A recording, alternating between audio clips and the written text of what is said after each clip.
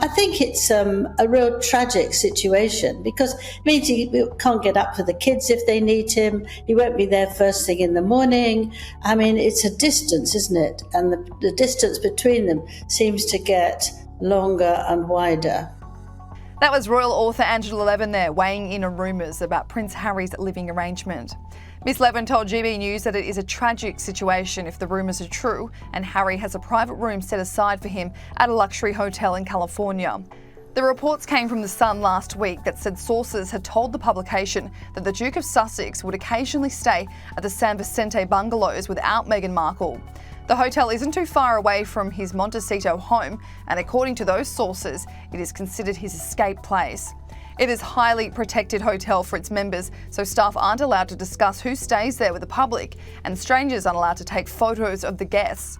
Despite these rumours circulating, a spokesperson for the Duke of Sussex dismissed the allegations in a statement to Page 6, simply saying this is not true.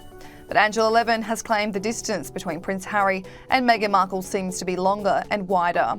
In the last week, there has been widespread speculation that all is not well with the Sussexes. That's because the couple's 5-year wedding anniversary was on May 19, but they didn't publicly celebrate the occasion, despite it being a monumental day for the UK. Miss Levin, who has spent time with the Prince, having written a book on him, says times have changed since that day. And it was a very, very happy time, but it's just disintegrated very badly. Now, if we look back to that day, we discovered later that Meghan was already planning to leave before actually she got married.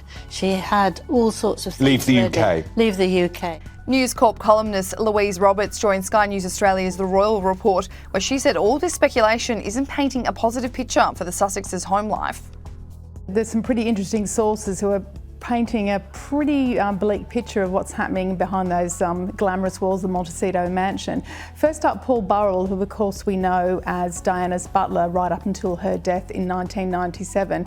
Now he says that Harry is only staying in his marriage so he can watch Archie and Lilibet grow up. So I'm not really quite sure how Burrell actually knows this information about the marriage itself, but he's maintained, I guess, a bit of a relationship with the two brothers since their mother passed away.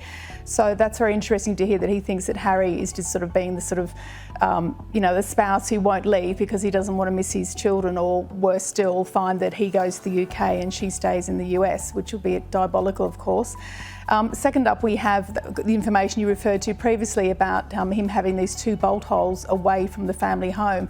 Now, most people, of course, when they have a bit of a fight with their spouse, might sort of retire to a different room of the house. And let's face it, Meghan and Harry have, I think, 26 bedrooms in that home. But instead, he's been travelling 160 k's away to those bungalows that you talk about. And also, he's got a bolt hole at a hotel in Montecito itself. We don't know exactly where that is, but the fact that he's got 2 escape rooms, as it were, I find very intriguing and probably not a good sign at home at all.